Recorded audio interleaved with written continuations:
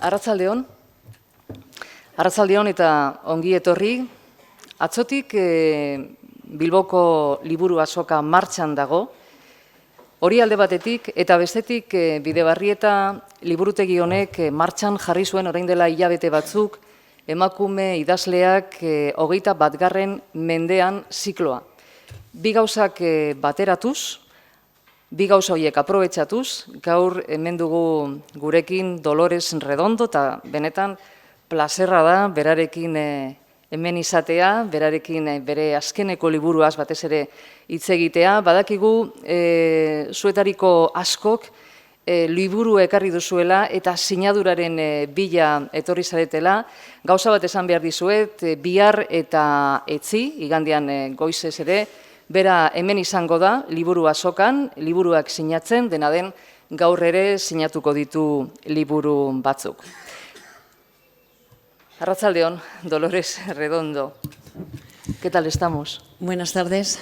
Bueno, gracias a todos por venir. Le estaba diciendo a Idoia que este es uno de mis lugares favoritos del mundo para hacer una presentación. Desde la primera vez que estuve en esta sala, creo que nos pasa a todos. Esta mañana veía en Twitter fotos de otros autores que han tenido la suerte de presentar sus obras aquí y todos quedan cautivados por la belleza de este lugar, por lo que significa, como decía Idoia, por la suerte que nos trae, porque eso se nos prende un poquito al corazón.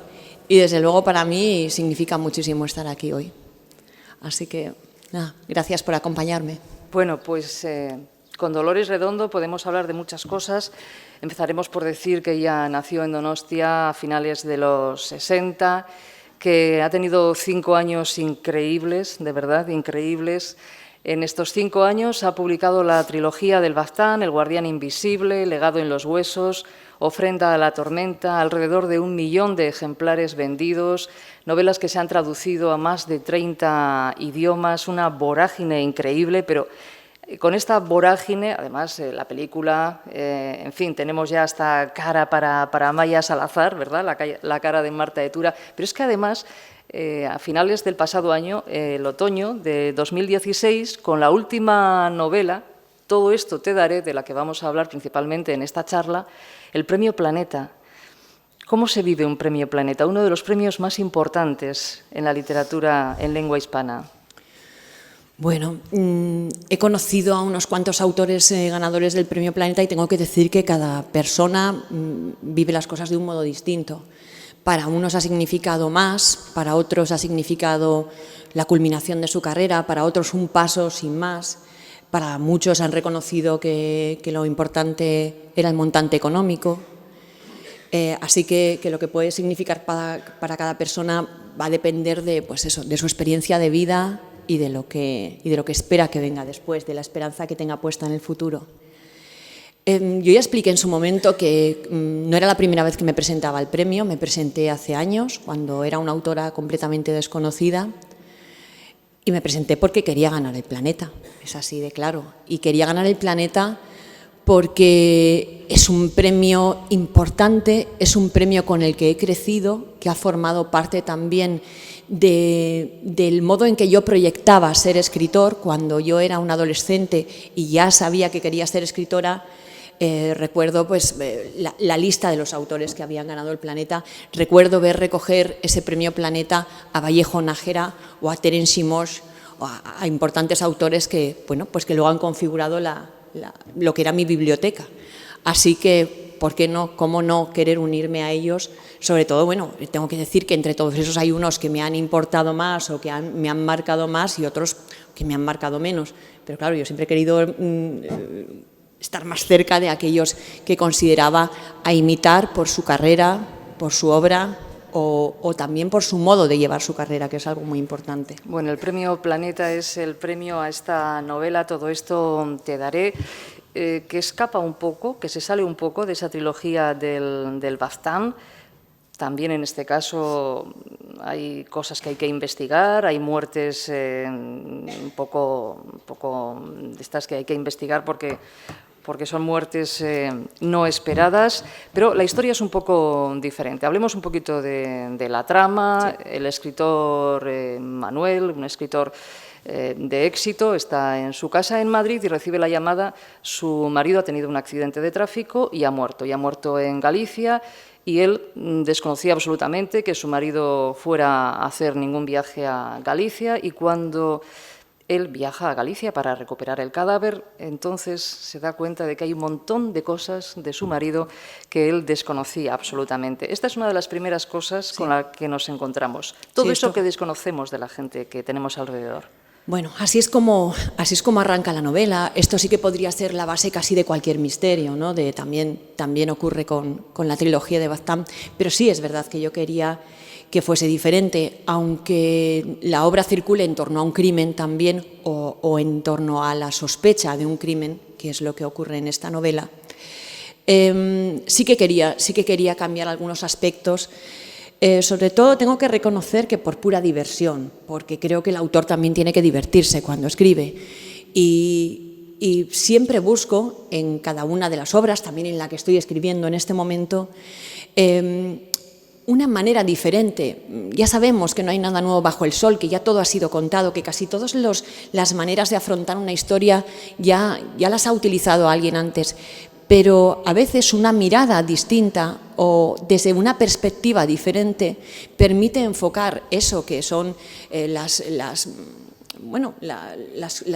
elementos propios del alma humana y de la vida humana, y las riquezas y las miserias de nuestra existencia, afrontarlas desde un punto de vista distinto. Y esto es lo que quería.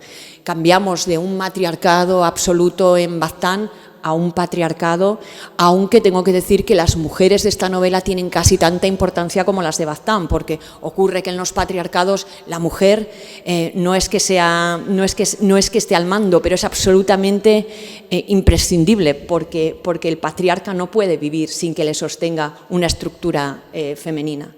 Así que las mujeres de la novela son muy potentes también, juegan un papel muy importante, pero decido poner 3 hombres como protagonistas. Manuel, este escritor, pero le van a acompañar todo el tiempo en la novela otros 2 hombres, y decidí que fueran tan distintos como pueden ser 3 hombres, con una cultura diferente, con una fe diferente, con convicciones respecto a la vida distintas, que vienen ya con una vida labrada y vivida a su espalda, que les ha marcado una manera de ser y de pensar, descreídos de muchas cosas, ya de vuelta de muchas de las partes más oscuras de la vida, y reunir a estos 3 hombres en torno a esa muerte, a la muerte misteriosa de Álvaro y a la reconstrucción de sus últimos días en Ribeira Sacra.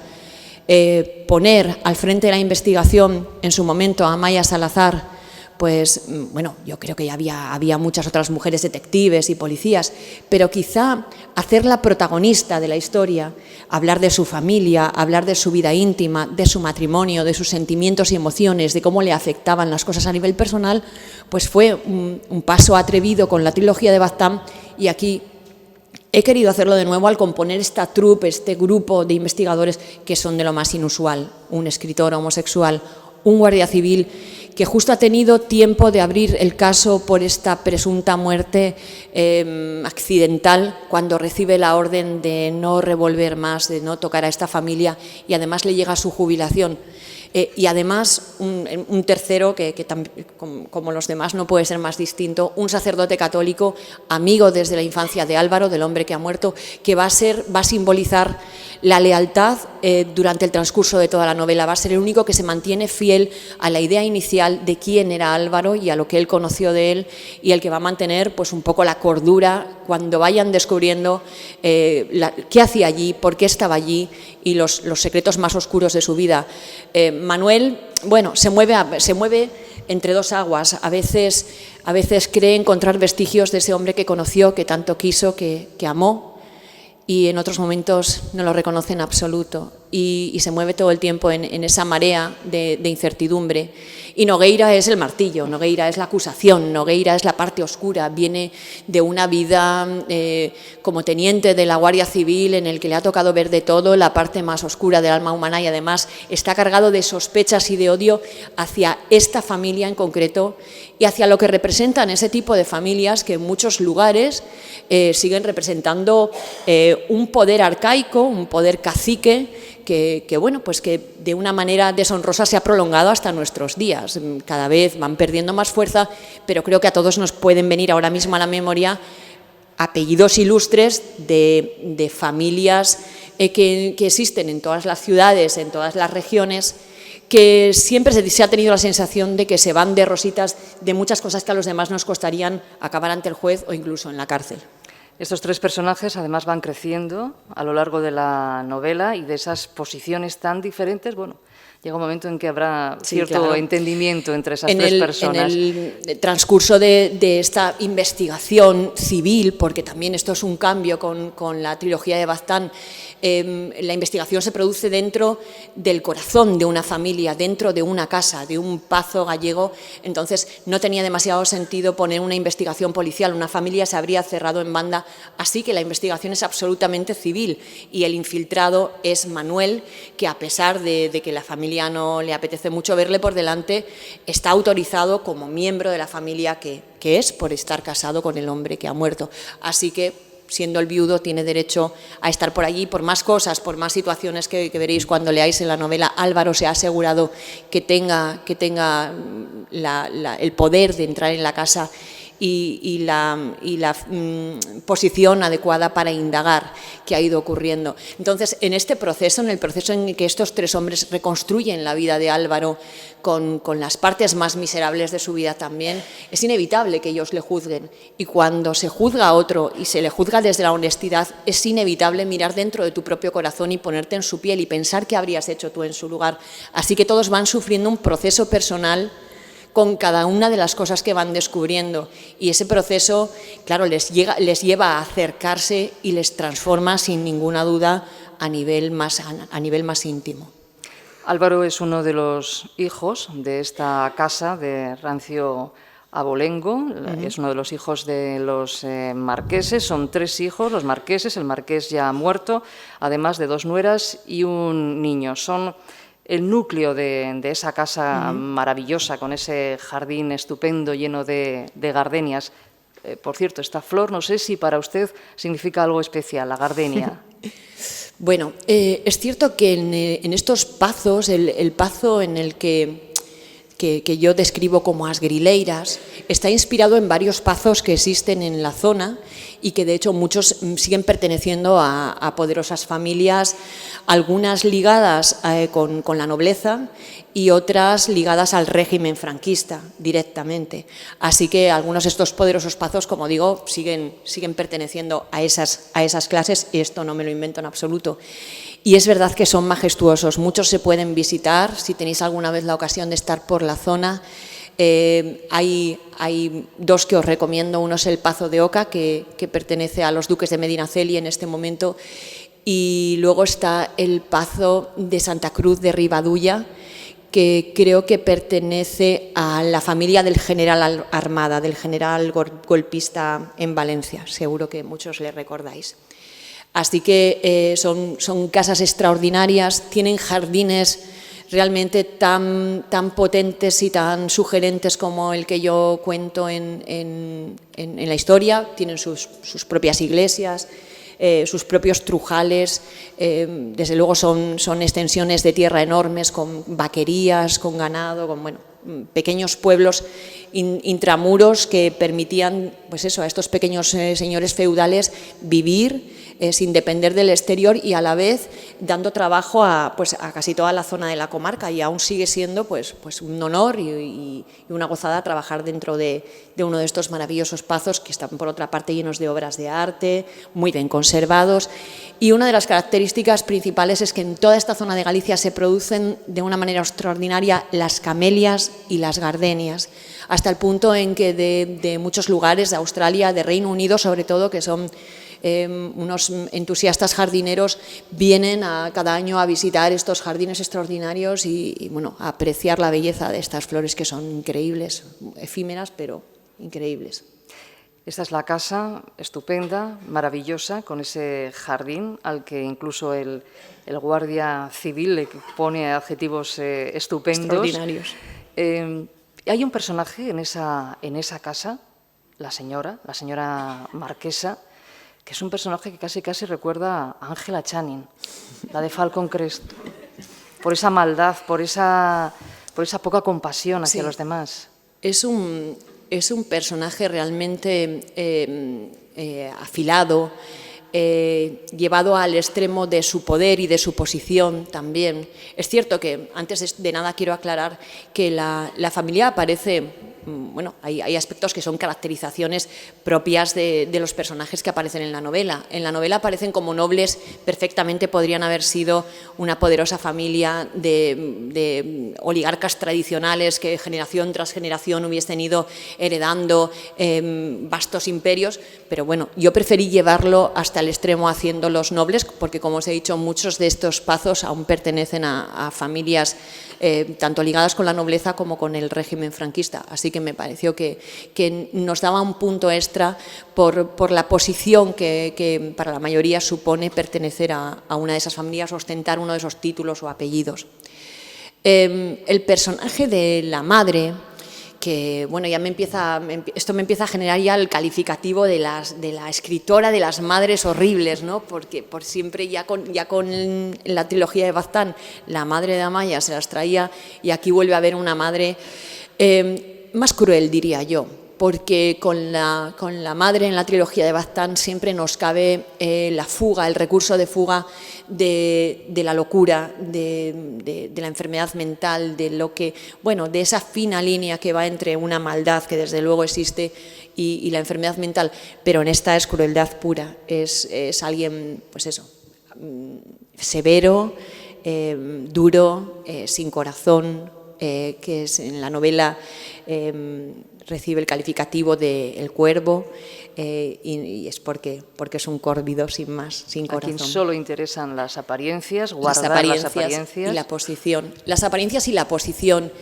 y la codicia aparecen representados desde el primer momento en la portada del libro. La elección del título, Todo esto te daré, una cita bíblica que quizá muchos conozcáis, que habla de la tentación, una tentación que el demonio le hizo a Jesús en el desierto, que se conoce como las riquezas del mundo, la tentación del mundo, en el que, según las Escrituras, el demonio subió a Jesús a una cima muy alta y le mostró el mundo entero y todas sus riquezas y todos sus reinos, y se lo ofreció a cambio de que se arrodillase ante él y le adorase. Todo esto te daré si postrándote ante mí me adoras. Y Jesús se negó. La novela va de los que se niegan, pero también de los que se postran ante la codicia, negando incluso sus necesidades más íntimas.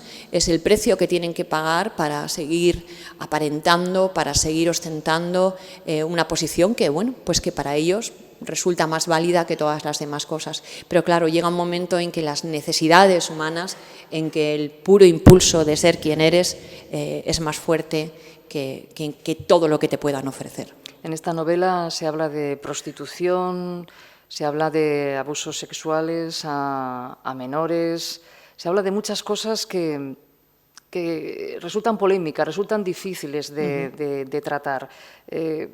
¿Cómo, cuando decide introducir estos temas, tiene que trabajar con mucho cuidado? ¿Es muy resbaladizo el terreno que se pisa? ¿Cómo es? Sí lo es, no deja de ser novela negra, quizá una novela mestiza, porque yo siempre digo que mis novelas son más bien mestizas, porque responden a muchísimos más intereses que descubrir quién es el asesino. Y claro, siempre hay una parte de denuncia. Los elementos que aparecen en cada una de mis novelas, que la mayoría de las veces están tomados de la realidad, de historias que conozco, de historias reales, o de historias que me han llegado de alguna manera y en su momento me conmovieron, me tocaron el corazón y se quedaron ahí y dejaron ese pozo que es inevitable que cuando estoy escribiendo termine por salir.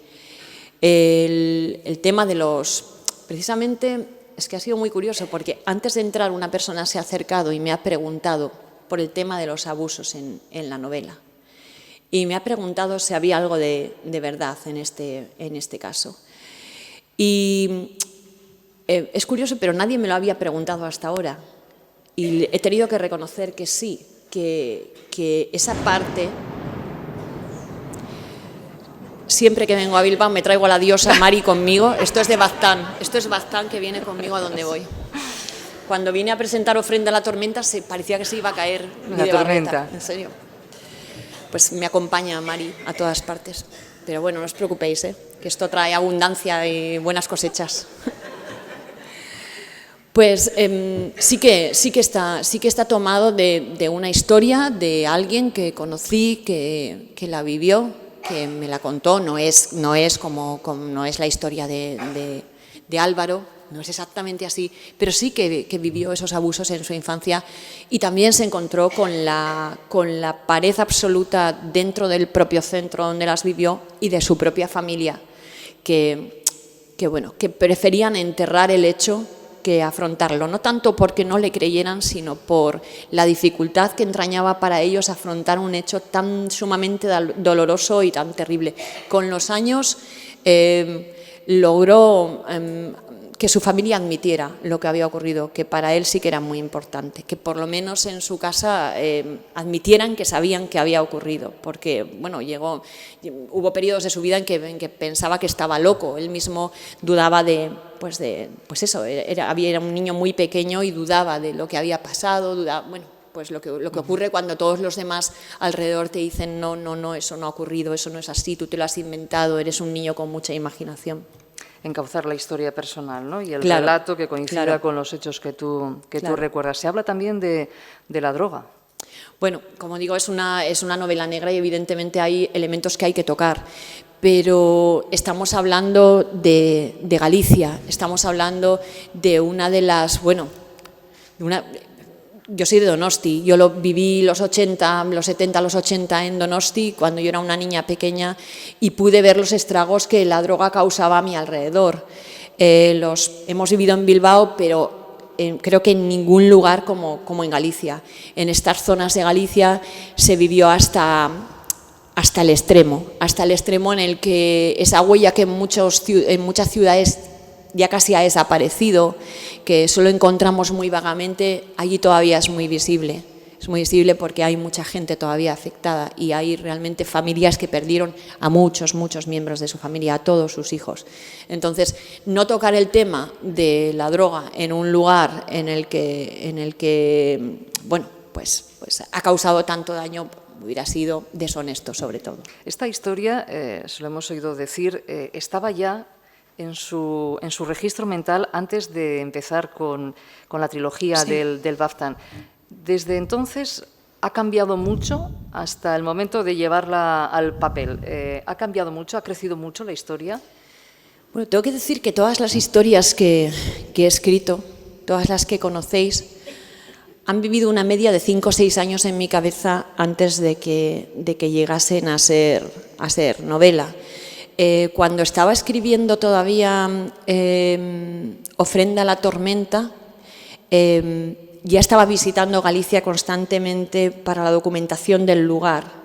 Tengo fotos de hace 3 años en Galicia haciéndome fotos allí ya porque decía, es este lugar, recorriendo ruinas, vendimiando, buscando lugares que me inspirasen. Es una manera de documentación también que consiste en ir con tu cámara buscando ese lugar que de pronto dices, sería aquí, y te llevas unas fotos que luego cuando estás en casa te sirven otra vez para retomar esto. Sí que estaba ahí. Lo cierto es que cuando tenía la trilogía de Baztán muy entera y tenía esta novela que le faltaba el escenario precisamente, bueno, siempre hay una que está, aunque tengas 2 o 3 ideas en la cabeza, siempre hay una que es la que llama con más fuerza a la puerta, que está más madura, que es la que parece que ya está más completa, más lista para salir.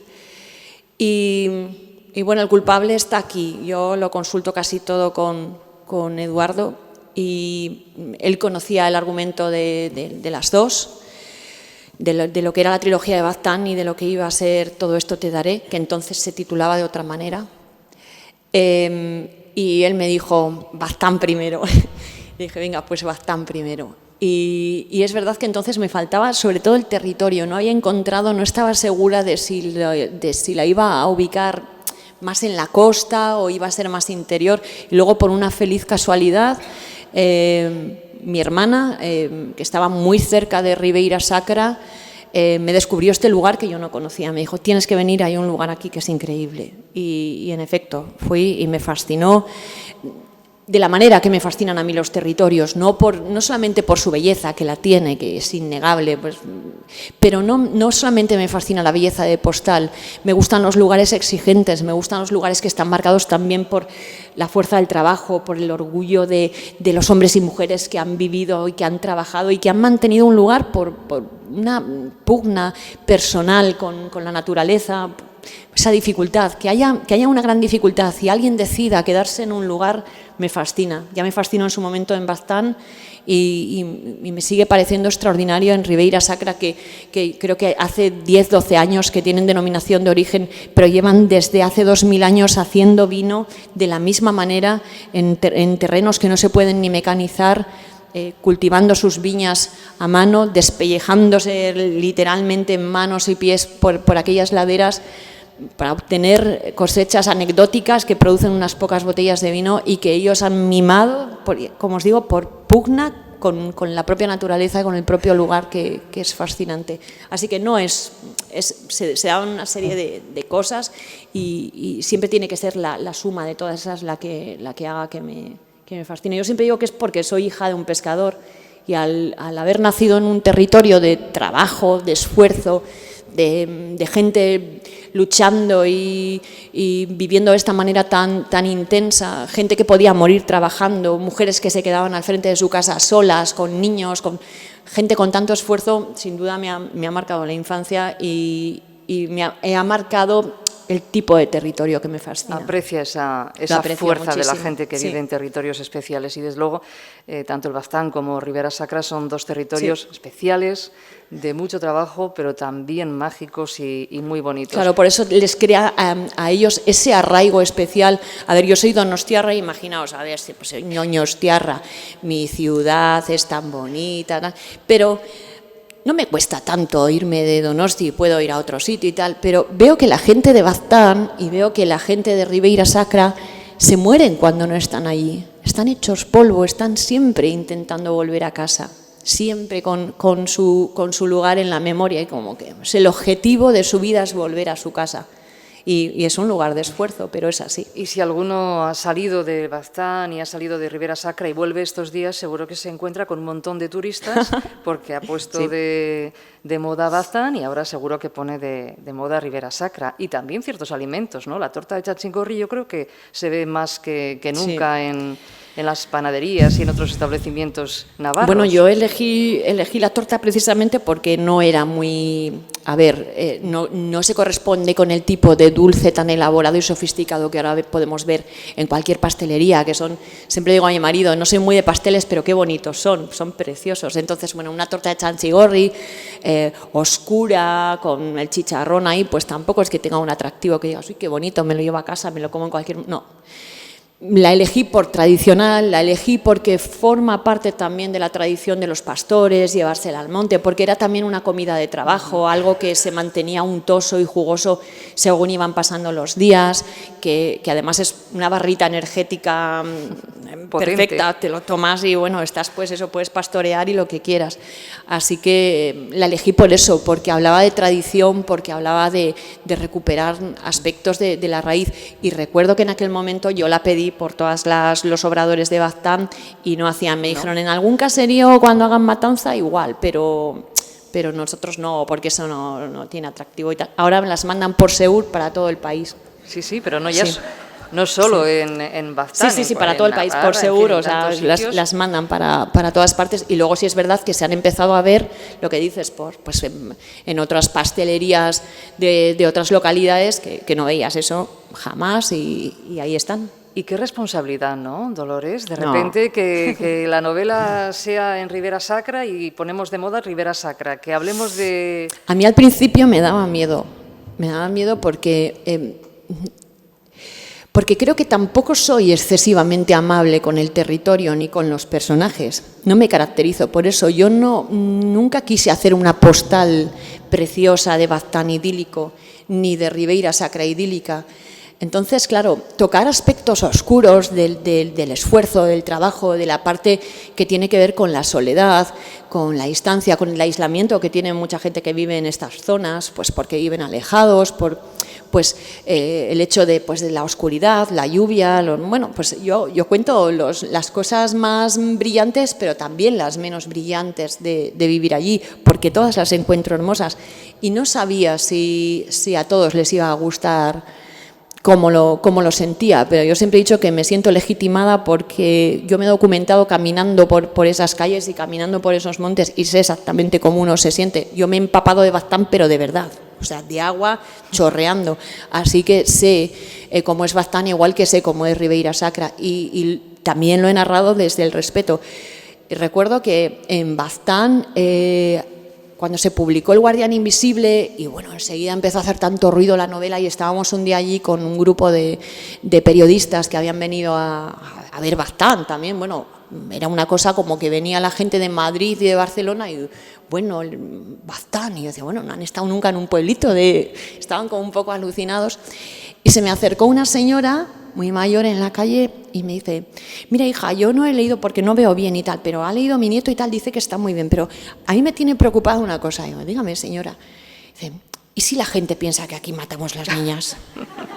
Y le digo, no señora, que todo el mundo sabe que es mentira, que es ficción, todo el mundo sabe que no.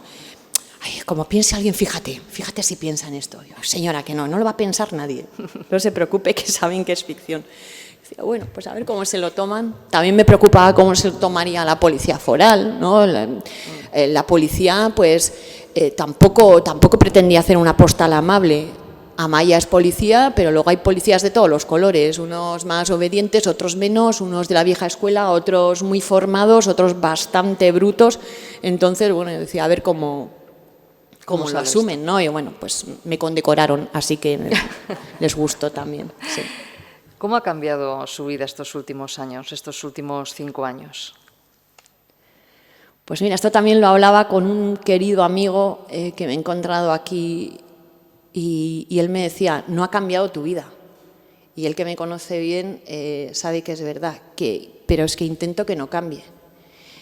Evidentemente ha cambiado porque cuando publiqué Los privilegios del ángel en el año 2009, la presenté en una librería de Pamplona con mi amigo Pablo y había una persona en la sala escuchándome y han cambiado las cosas. Ha cambiado que tenía que pagarme el viaje a Pamplona y ahora pues acabo de volver de una gira por Estados Unidos, México, Colombia, Argentina. El año pasado estuve en Australia y no lo tengo que pagar yo, ahora ya lo paga la editorial que les conviene. Pues esas cosas, han cambiado esas cosas, pero intento también que otras no cambien. Intento que no cambien las mismas que me trajeron hasta aquí. Que no cambie mi familia, que no cambie la relación que tengo con ellos y el cuidado en muchos momentos.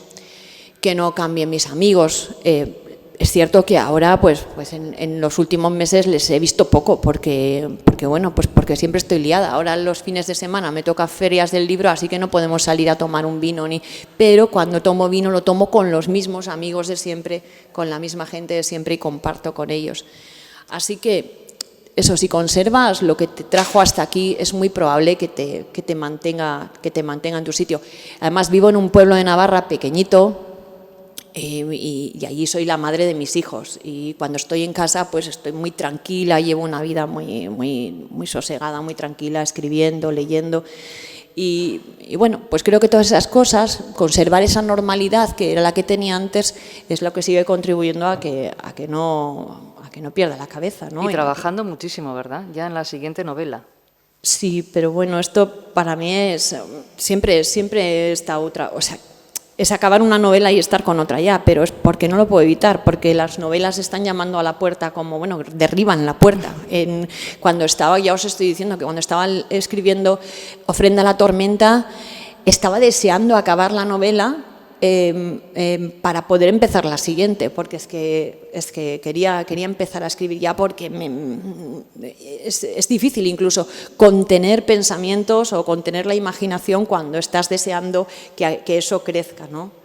¿Y con cuántas novelas está ahora mismito? ¿Con una? ¿Con varias? Con Estamos con dos. Sí. ¿En fase de documentación, fase de escritura? Una escritura y otra documentación.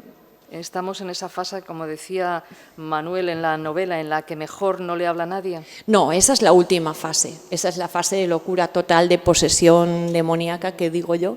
Es la última fase de la novela. Yo intento... Esta es otra cosa, también intento, cuando era más joven, cuando todavía no tenía hijos y ya escribía, me gustaba mucho escribir de noche. La noche me parecía el momento perfecto en el que ya nadie te va a llamar por teléfono, no te interrumpen para comer, para cenar, para nada. La noche era perfecta. Pero hace muchos años que tengo hijos y he tenido que ir adaptándome a sus horarios. Entonces yo escribo en horario escolar. Cuando mis hijos se levantan, yo me pongo a trabajar y paro cuando la pequeña vuelve a casa a comer, el mayor ya vuelve más tarde, hago ahí una mini siesta y seguimos la tarde trabajando un poquito y luego ya vida familiar, claro, atendiendo a, pues a cosas más importantes como que no te has sacado en inglés, ayúdame con esto, que me pongo mañana, mamá, para ir al cole, claro, pues esas cosas importantes que una madre tiene que atender también y que son las que al final conforman las partes importantes de tu vida, ¿no? Y te dan... Pero el final es cuando ya suele venir más o menos de la mitad de la novela hacia adelante. Hay un momento en que de pronto la novela coge un ritmo trepidante, ya la ves crecer mucho, ya empieza a haber un volumen muy grande de trabajo hecho y la historia se acelera. Y la historia se acelera hacia un clímax que es imposible contener y ahí es casi imposible también parar de escribir. Para mí ahí es, fase total, pero también es de gran disfrute porque en ese momento vivo dentro de la novela. Vivo en la novela hasta el punto en que...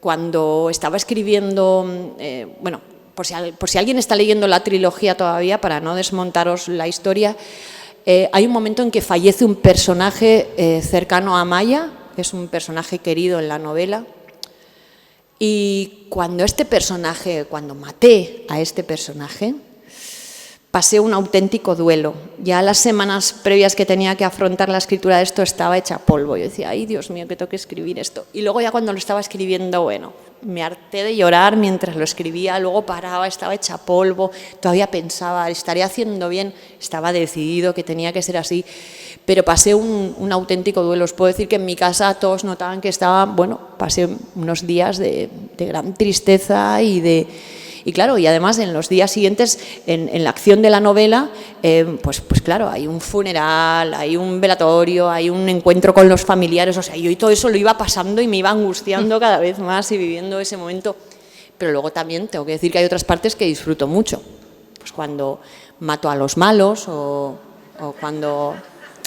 O cuando los malos se hacen un poco más o cuando buenos, hay ¿no? algún malo sexy y hay algún encuentro también, esto lo disfruto. El personaje, el escritor, al comienzo de la novela le encontramos en esa fase en la que dice que es mejor no hablar con él porque está en ese trance, pero también habla en más ocasiones de la escritura, del hecho de la escritura, ¿no? Él es escritor, claro, y habla, por ejemplo, dice que la novela es el palacio interior al que se vuelcan los sufrimientos y que para escribir tuvo que abrazar su tristeza, tuvo que aceptar todo aquello que no quería aceptar. Y ya casi al final de la novela dice que esa novela ha sido como desangrarse. Leyendo todo esto, qué duro parece el acto de la escritura. ¿Sufre tanto? En algunas partes sí. En algunas partes sí. Algo, pero... Tengo que aclarar en primer lugar, yo no soy Manuel. Manuel es escritor no porque yo quisiera hablar de escritura. Manuel es escritor para hablar de dependencia, que es un aspecto que me interesa mucho en la vida de los escritores. En los últimos años he tenido la ocasión de conocer a algunos muy importantes, que tienen carreras muy importantes, españoles, ingleses, norteamericanos, y todos están de acuerdo en la importancia que tiene la persona que convive con ellos en su carrera. Lo importante que es que esa persona sea capaz de entender esos procesos distintos que se van pasando en la escritura y de ser tolerante también con esos silencios, con las introspecciones, con los momentos en los que no quieres que nadie te hable porque estás en otro mundo. Y bueno, Puede parecer, yo siempre digo, cuando veo una película de escritores, digo qué sexys y qué majos parecen, pero la verdad es que luego estás ahí en pijama, y poseído, escribiendo con toda la mesa llena de bártulos y el café ahí abandonado y alguien te dice, ¿no te has tomado el café? No, que se me ha olvidado, y estás... Pues eso, no es tan bonito. Es bonito solo dentro, pero fuera no es tan lustroso. Entonces, la paciencia de la persona que está ahí, la paciencia de la persona que se ocupa de la vida real mientras tú estás en un mundo imaginario, que se llega a ocupar de pequeñas y grandes cosas, de organizarte la agenda, de coger el teléfono por ti, pero también de recordarte que es el cumpleaños de tu madre, también de llevar a la gata al veterinario, también de ponerte gasolina en el coche, porque si no, pues te quedarías tirado por ahí, porque no estás del todo en este mundo, es importantísimo. Y eso es algo que le ocurre a Manuel. Manuel, en esta novela, como he dicho, va a juzgar duramente a Álvaro, pero también va a tener que mirar en su interior y va a tener que reconocer que cuando uno vive su vida sin vivir su vida, dejando que otros la dirijan, es responsable también. Y que él ha sido responsable de quedarse tras la barricada, tras el parapeto que le dan sus letras, que le da su escritura, y no afrontar realidades que le dolían mucho. Pero sí es cierto que Manuel ha tenido un momento de creatividad, ha tenido una novela anterior en la que ha sido absolutamente honesto, y esto es algo de lo que yo he hablado muchas veces cuando hablo de mis novelas. La honestidad del autor no significa que yo tenga que ver al Basajaun en el monte para hablar de él, no significa que tenga que matar a alguien para hablar de un crimen, no significa que tenga que ser policía, significa que tengo que ser honesta con las sensaciones, con los sentimientos y con lo que a mí me provoca. Y eso solo puedes hacerlo desde la empatía más absoluta. Y la empatía supone vivir sus alegrías, pero llorar con sus penas y desangrarte cuando ellos se desangran. Y ser capaz de volcar, de hacer esa especie de método Stanislavski que se hace en el teatro, de buscar dentro de ti una pasión similar para ser capaz de volcarla. Exactamente eso.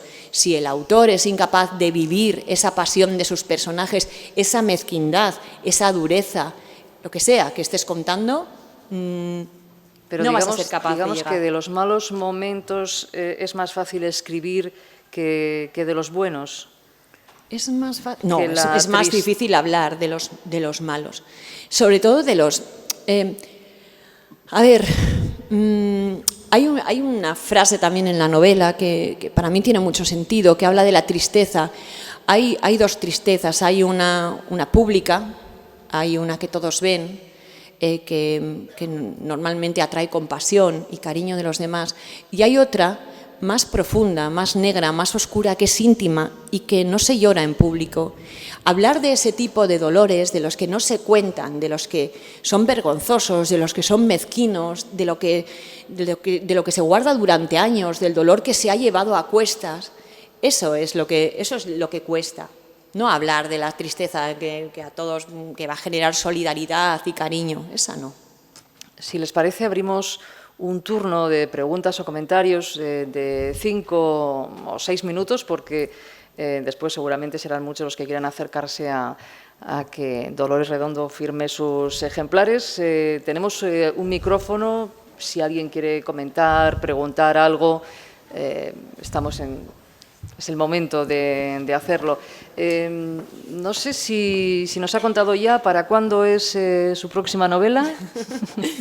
No lo sé porque la promoción de este año se me ha sumado a las anteriores novelas. Ha ocurrido algo que pocas veces pasa, y es que en ningún momento se ha dejado de generar nuevos lectores la trilogía, con lo cual pues ni aquí pero ni en otros países, así que la exigencia de muchos sitios de que atienda a la trilogía pues enorme, y además a esta obra se han sumado. Y bueno, pues en las firmas los libros llegan de 4 en 4, pero en la promoción también es de 4 en 4, es la trilogía más todo esto, te daré. Estoy muy contenta estos días porque en Reino Unido, por ejemplo, que la novela se ha publicado a un ritmo distinto, y ahí se ha publicado El guardián invisible y Legado en los huesos. Pues Legado en los huesos ha sido seleccionada para el Dagues Internacional, que es el premio más prestigioso mundial de la novela negra. Y ya es por segunda vez, porque El Guardián Invisible fue nominada en su momento, me ganó la Martrier y este año igual Camilleri, porque estamos ahí. Pero bueno, al final siempre quedan las cosas entre 2 o 3 autores muy, muy buenos y es un honor de nuevo que esto esté ocurriendo en Reino Unido. Así que, como os digo, las cosas van a diferentes ritmos en diferentes países y esto me obliga a viajar mucho. Así que esa escritura de la que te hablo, esa escritura ideal en casa, tranquila, con mi familia, con mi gata, pues no ha tenido tiempo todavía este año. Otoño, invierno, sí, saldrá. esperemos que pueda dedicar todo el invierno a escribir y bueno, cuando esté. ¿Y será Amaya Salazar la protagonista? No os voy a contar nada. Siempre será... lo que sí os prometo es que habrá un crimen, porque me gustan, pero que siempre seguiré buscando en mis novelas presentárosla desde una óptica distinta, desde una óptica sorprendente, desde una óptica que me divierta a mí, que os entretenga a vosotros y que os resulte, pues eso, como he dicho, no hay nada nuevo bajo el sol, pero podemos verlo desde diferentes prismas. Y ahora mismo el problema no es qué novela escribir, sino con cuál ir primero, que es bueno, pues tengo un poco el corazón partido. Solo una cosa, para que los agentes de turismo se vayan preparando. ¿Dónde va a transcurrir la acción de esta novela? Bueno, esto también me lo voy a reservar porque quiero que la disfrutéis. De hecho, fíjate, muchas veces cuando se acercan los lectores en Feria del Libro y así, que es cuando puedo hablar más cerca y tal, me dicen, dime algo de la próxima novela. Y le digo, vale, ¿te lo digo en serio o prefieres leerla? Y dice, no, prefiero leerla. Y digo, ¿ves? Lo sabía. No, al final hay que reservar estas pequeñas sorpresas para que lo disfrutéis, que no... Bueno, después de un año de trabajo mío, os lo leéis en 2 días y me matáis, me escribís a las 48 horas diciéndome que ya os lo habéis leído, pero bueno, para eso estoy, es un placer. Bueno, tenemos ya alguien con el micrófono, sí, cuando quiera. Sí, hola. ¿Dónde estás? Que no te veo. Estoy aquí. Aquí. Hola. Pues en la novela de la trilogía del Batán hay una cuestión que me parece que se resuelve... Oye, sí, lo único, un favor que te voy a pedir, sí, si crees que es algo que destripa la novela, me lo dices, te acercas y me lo dices. No, por eso, que vale, puede haber personas... Igual exactamente, alguien... puede haber personas que todavía en esto. Lo único es quizá un triángulo amoroso que se resuelve de la forma que se resuelve, como siempre se resuelve en muchas películas y en muchas novelas, que parece que no queda ahí como muy fácil. ¿No te gusta cómo se resuelve? Es que siempre se resuelve de lo mismo. Siempre termina no quiero seguir porque igual hay personas que entonces, pues en esto no, pero la forma me parece fácil. Es que no está resuelto, ¿eh? Pues... igual lo dejo yo. Dolores, ¿le gustan las películas que terminan bien o las que terminan abiertas? Dice Stephen King, que es un maestro en crear situaciones terribles durante sus libros. Yo he pasado algunas bastante calamitosas leyéndole, que es pecado tener a un lector 600 páginas para que acabe mal, que le puedes hacer sufrir mucho toda la novela, pero luego tiene que acabar más o menos que el lector pueda dormir, porque claro, si encima 600 páginas para que acabe mal, creo que tienen que acabar moderadamente bien.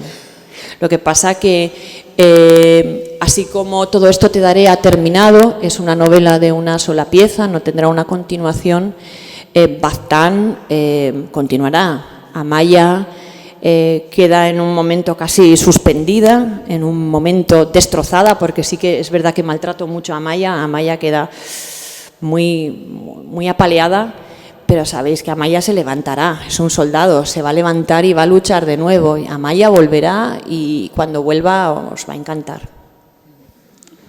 Vale. Tenemos otra intervención en esta parte, ¿sí? Ahora mismito nos acercamos con el micrófono por este pasillo, pero seguramente con el micrófono le vamos a escuchar mejor. Gracias. Gracias por disfrutar de la lectura de sus libros. Pero ¿de dónde bebe Dolores? ¿De dónde bebe? ¿De qué autores? Bueno, sería ilimitado, pero Sí. ¿podría decirnos de dónde, Sí. cuál es su inspiración literaria? Me encanta esta pregunta porque siempre digo que me encantaría que fuese tan fácil contagiarse de la maestría de un autor solo con leerle.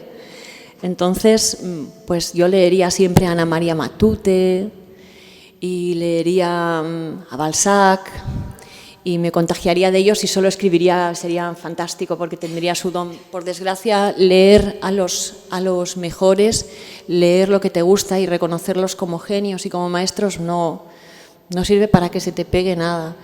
Sí que he sido una lectora voraz desde muy pequeña y quizás sí que tuve la suerte de llegar a los clásicos muy pequeña. Clásicos primero adaptados y luego pues los clásicos ya tal cual. Y creo que este sigue siendo el lugar de donde bebo. Cuando estoy con chicos, con chicas jóvenes, con gente que me dice quiero ser escritor, ¿qué hago? Y siempre le digo, lee, pero no leas solamente el género sobre el que quieres escribir, porque es cierto que además, esto ya es una lanza que rompo yo a nivel personal y como mujer, el género negro, para mi gusto, quizá por el lugar de gueto que ha ocupado durante mucho tiempo en la literatura, tenía ciertos vicios del lenguaje, ciertas posiciones en las que siempre aparecía la mujer. El papel de la mujer estaba casi siempre destinado a...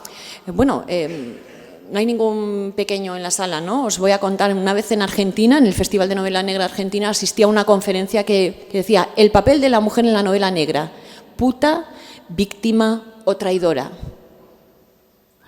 Yo espeluznada, dije jueza y detective y asesina, pero es cierto que a mi parecer la novela negra sí que había caído. Ha venido una nueva generación que la ha remozado, que la ha también fusionado con otras técnicas de escritura que le han dado vida y que le han dado un nuevo soplo y que ha hecho que muchos que tradicionalmente nos acercabais a la novela negra lo hayáis hecho.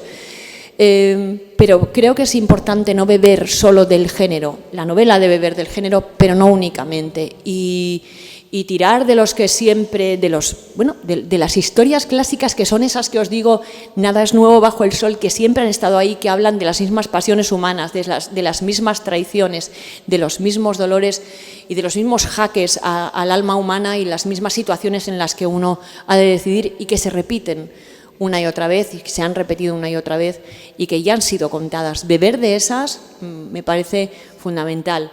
Si quieres nombres, pues como te he dicho, desde luego Balzac es fundamental para mí, Camus, Ana María Matute como autora española, Laforet,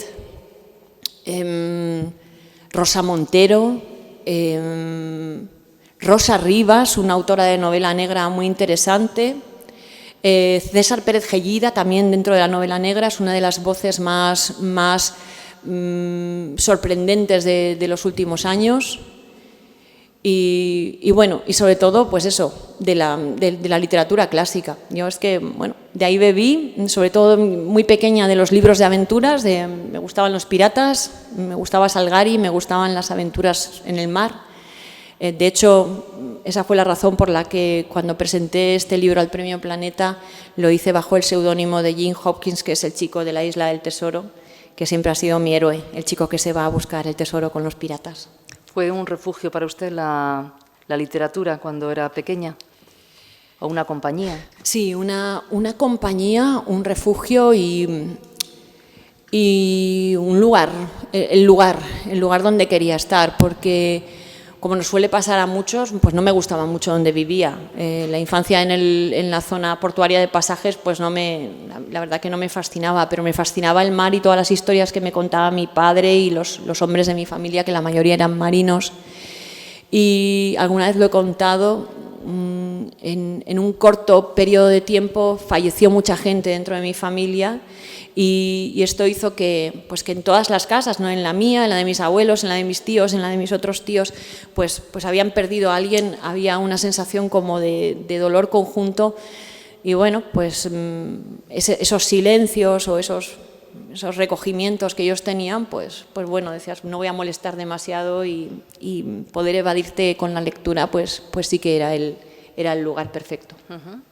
No sé si alguna otra, sí, otras dos intervenciones en esta parte de la sala. Tampoco vamos a prolongar mucho más porque le gusta firmar libros. Sí. Me gusta no firmar libros. Si me ponen aquí 600 libros para que los firme, pues no. Me gusta el momento en que os acercáis. Muchas veces en estos días en Feria del Libro de Madrid me preguntan los periodistas ¿qué hay en ese momento? En ese momento pues también dependerá del autor y dependerá de sus lectores, pero muchas veces sí que se dan instantes de comunicación extraordinarios en los que el lector, que se siente muy cercano por la impresión que le ha dejado la novela, porque se ha sentido identificado, porque ha vivido una historia similar, porque leyó la novela en un momento muy especial de su vida, quizá acompañando a alguien que ya no está. Bueno, no sé, en una de las últimas firmas me trajeron el libro de alguien que no lo había podido terminar y traía su marca de lectura y me pidieron que se lo dedicase. Os podéis imaginar la sensación que te llevas de eso. Es bonito, es íntimo, es personal y es algo suyo que está compartiendo conmigo, que soy una desconocida, pero no para él, que me ha leído, que me ha tenido compartiendo momentos tan íntimos. Sí, tenemos ya... Sí, hola, buenas tardes. ¿Se me oye? Sí. Mira, yo le quería preguntar en relación con su proceso de escritura, después de que pasa ese momento del que ha hablado de posesión del libro, en el que deja tantas emociones en los personajes, que son precisamente las emociones que nosotros sentimos al leer, son las emociones que usted ha sentido mientras lo escribía. Entonces, claro, me imagino que como escritora deja tanta parte de sí misma dentro del libro cuando escribe, que yo quería conocer acerca del momento en que el libro ya está escrito y pasa el momento de desprenderse de él, de presentarlo a un concurso, dárselo a un tercero y que dependa de él, que diga si es comercialmente bueno o no, cuando es tan parte de usted misma. Ocurre una cosa, hay una parte técnica que viene después de la posesión, que es la de volver a leerse el libro 5 veces para corregirlo, para ver que esté todo. Y bueno, también llega una parte del emborrachamiento, que es de que de tanto leerlo ya no eres capaz de ver si están todos los guiones, si faltan comas o si faltan acentos o si has repetido 2 veces en el mismo párrafo la misma palabra. Es el momento en que entren otros lectores, de confianza, gente que lo lee y que luego pues te reúnes con ellos y se debate un poco a ver qué sensaciones han sacado del libro. Yo tengo 3 personas de gran confianza y, como digo, lo debato con ellos. Cuando los 3 coinciden con un aspecto en concreto en que me dicen pues que no les ha quedado muy claro, no lo han entendido muy bien o han sacado una conclusión que no es la que yo quería, me planteo que tengo que revisarlo. Si ellos mismos, cuando uno dice, es que no me queda muy claro por qué va a casa y es otro de los lectores que dice, no, hombre, va porque no sabes que lo pone. Ah, vale, digo, vale, es solo un error de lectura, pero sí que lo he puesto, porque sí que hay en esta parte de emborrachamiento ya no eres muy consciente de qué querías contar, qué has contado, si has puesto todo lo que querías poner o no. Y leerlo muchas más veces no sirve de mucho. Como digo, sirve solamente para embotellarse más y para no saber si lo estás haciendo bien o mal. Luego vienen muchísimas más fases de, bueno, ya viene el editor y lo edita y lo coloca y mueve el texto y deja blancos y lo va configurando para que se pueda leer, porque claro, los autores normalmente escribimos, es un escrito continuo, sin pausas, sin demasiada diferencia entre capítulos, bueno, justamente un titulillo, ¿no? Entonces todo eso el editor pues lo pule, lo peina, digamos, para que tenga buen aspecto y te lo da a leer infinitas veces. Para cuando llega el momento de que os llega a vosotros, yo estoy harta de la novela, harta. Y lo que estoy, además, como siempre me ha ocurrido, siempre, que tras una novela venía otra y ya estaba llamando con mucha fuerza, yo lo que quería era ya desprenderme de la novela y tener tiempo ya para la siguiente, para pensar en otra cosa, para meterme en ese mundo. Hace unos días leía la entrevista a un autor y me ha encantado una cosa que dice, odio escribir, me encanta imaginar, y sé a qué se refiere, porque la parte técnica de la escritura luego es farragosa. Sería genial poder inventar y que eso quedase plasmado ya perfectamente como tiene que ir en un libro para que os llegase perfectamente. Pero no es así, ahí está también la parte técnica de que todo cuadre, de que todo esté en orden y de que no falten comas ni guiones, bueno, y esa es la parte más farragosa. ¿Había alguna otra intervención ya pedida? Un momentito, por favor.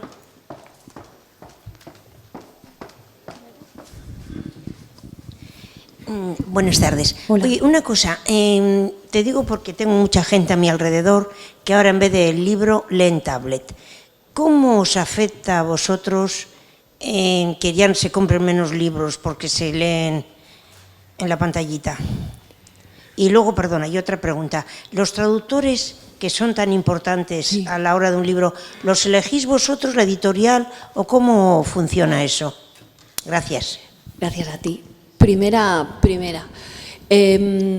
Bueno, ha habido unos años, hace 3 más o menos, en que de verdad parecía que el imperio del libro electrónico iba a desbancar definitivamente al libro de papel.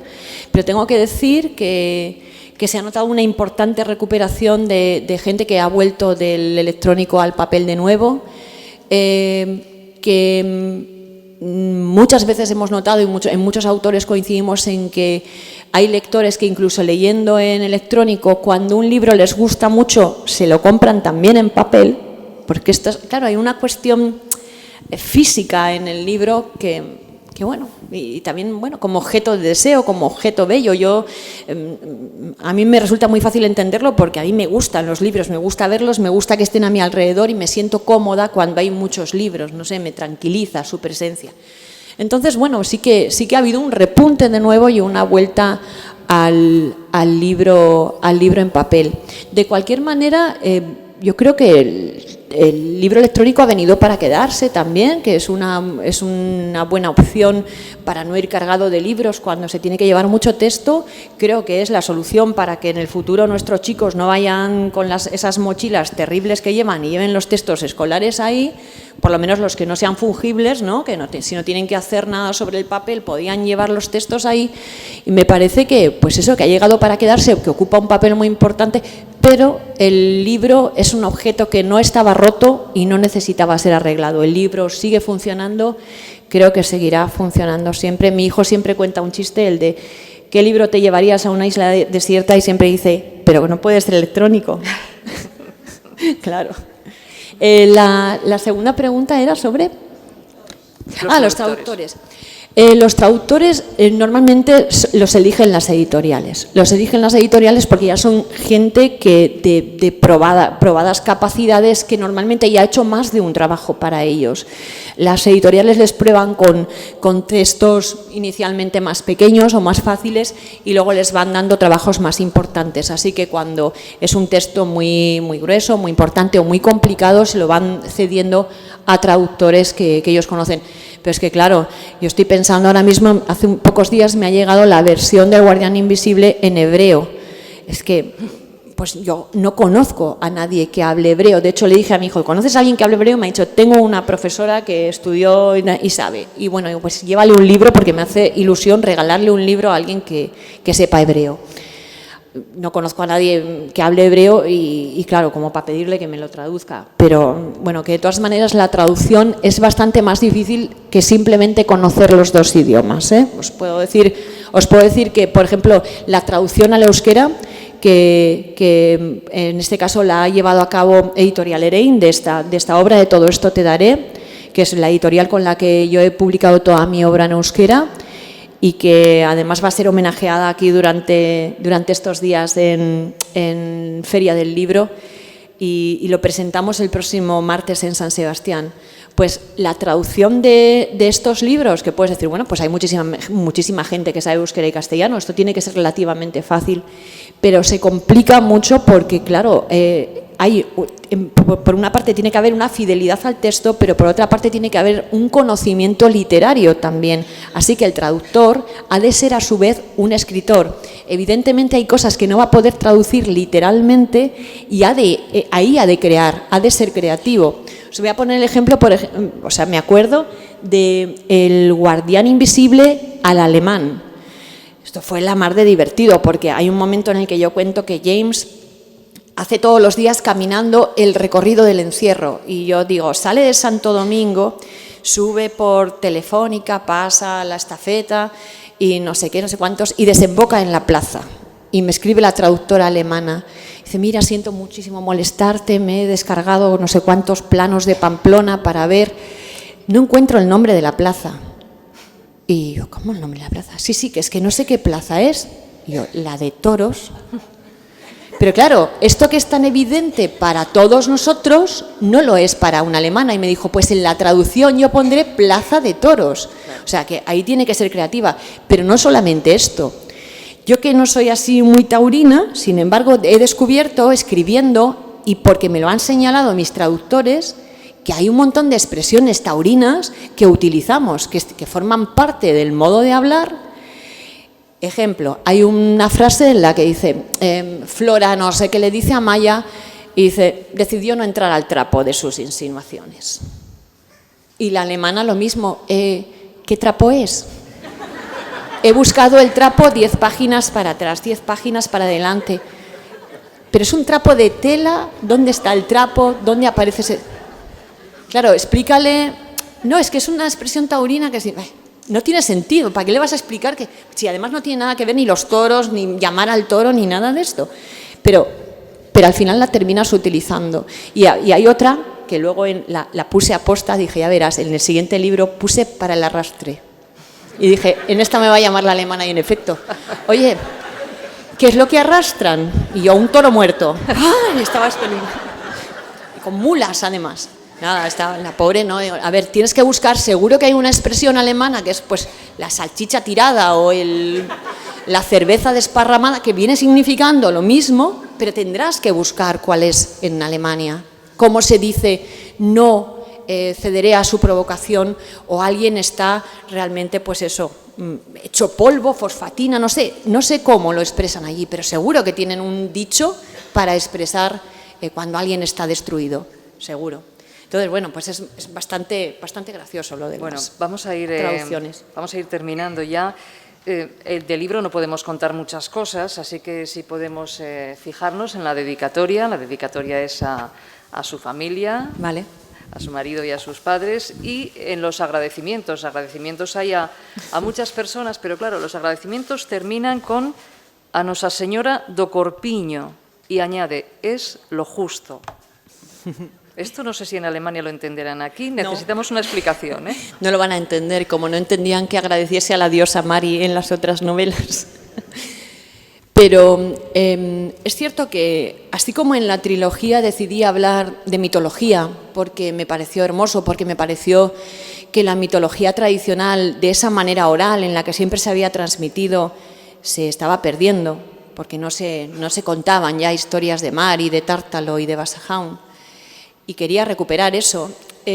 Cuando toqué Galicia, y supongo que cuando hablé de que la novela ocurría en Galicia, muchos pensarían que iba a hablar de meigas, de trasgos, de aparecidos.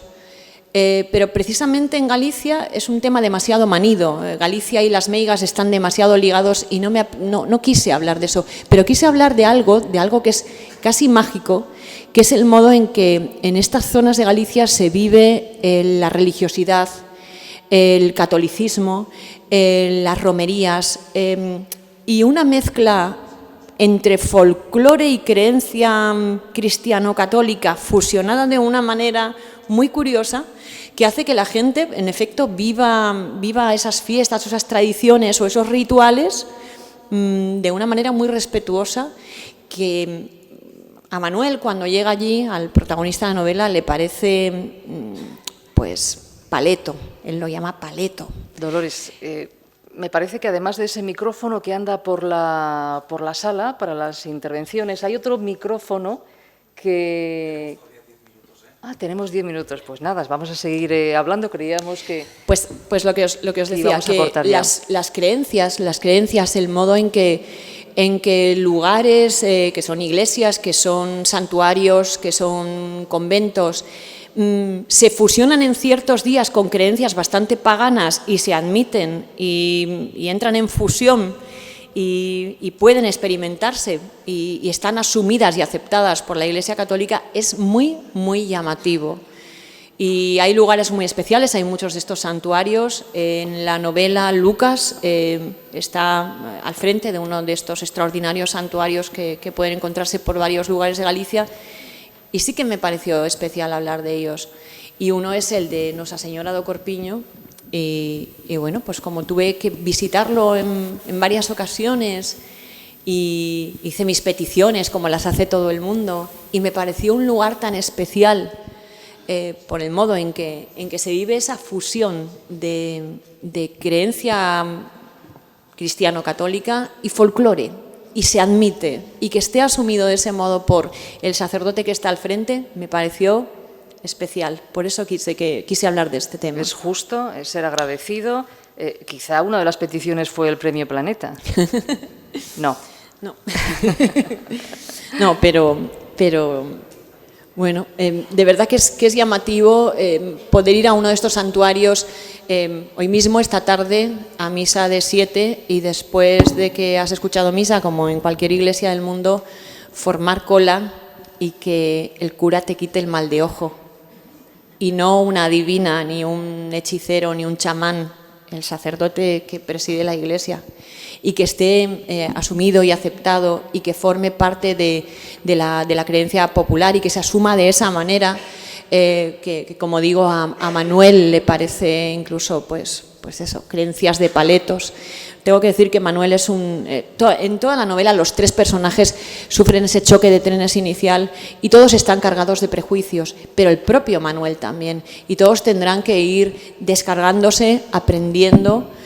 De Manuel debo decir que como justificación él llega a Ribeira Sacra en el peor día de su vida, con la peor noticia que uno puede llevar a las espaldas, y es normal que el lugar de entrada le parezca hostil, pero claro, el modo de vivir, el modo de comportarse y que familias del tipo de los Muñiz de Dávila sigan obteniendo favores o teniendo ventajas sobre el resto de la sociedad que no sean en otros lugares, pues le resulta llamativo y claro, y criticable. No sé si todavía tenemos el micrófono por ahí, el micrófono en competencia con ETV. 3 minutos. Bueno, una pregunta para contestar en 2 minutos. ¿Qué es lo que más le preocupa del futuro próximo? Del futuro próximo. Del futuro próximo me preocupan ahora mismo mis padres. Mis padres son personas mayores, están en este momento mal de salud. Varios de los capítulos de Todo esto te daré los escribí en el hospital con mi madre, y ahora el que está muy pachucho es mi padre, así que al final las preocupaciones de un escritor son las de cualquiera, y desde luego si encontráis a un escritor que no se preocupa por las cosas por las que os podéis preocupar vosotros, por su familia, por sus amigos, por lo cotidiano, pues va a ser difícil o es bastante probable que pierda ese contacto con la realidad que es necesario para ser capaz de meterse en la piel de un personaje que, siendo imaginario, llega a formar parte de la vida de todos y a ser tan real. Dolores Redondo, ha sido un gran placer tenerla con nosotros. Sabemos que va a estar mañana y pasado mañana en la Asoka de Bilbao, firmando ejemplares de esta novela, que es una novela con la que podemos perdernos por esa Ribera Sacra, con esos personajes que nos llevan de la mano y que nos ayudan a ver otra realidad. Eskerrik asko, mila esker eta laizter arte. Le esperamos con la nueva novela y esperamos que sea muy, muy pronto. Gracias, de verdad. Muchas gracias.